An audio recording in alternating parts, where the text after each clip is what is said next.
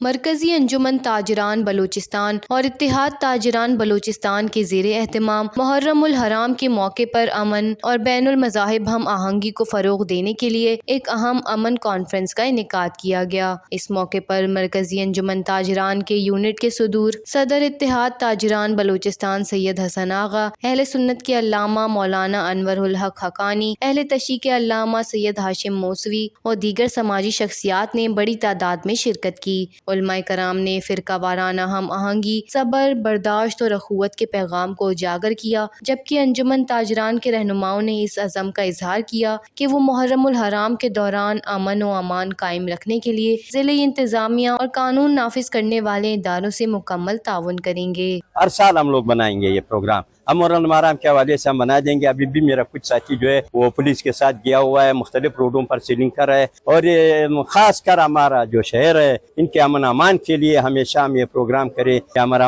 امن بحال ہو۔ جب امان بحال ہے تو ہم لوگ کاروبار کر سکتا ہے۔ تو یہ شہر ہم سب کا شہر ہے، تو اس کا امان کا وہ جو ہے ہمارا سب کا یہ فریضہ بنتا ہے۔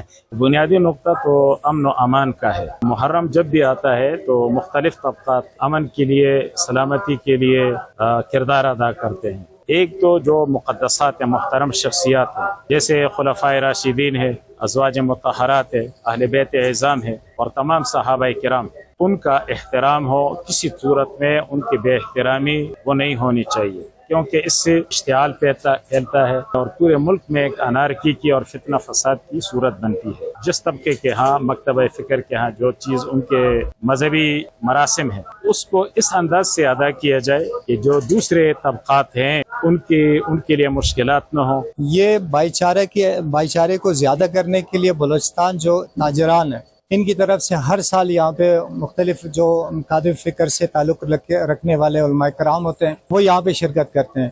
تو ہمارا یہاں پہ الحمدللہ بھائی چارہ ہے، کوئی یہاں پر شیعہ سنی کا تفرقہ نہیں ہے، نہ یہاں پہ قومیت کا کوئی تفرقہ ہے۔ یہ کانفرنس معاشرتی اتحاد کے فروغ کی ایک مثبت کوشش قرار دی گئی، جس کے ذریعے عوام کو امن، برداشت اور باہمی احترام کا پیغام دیا گیا۔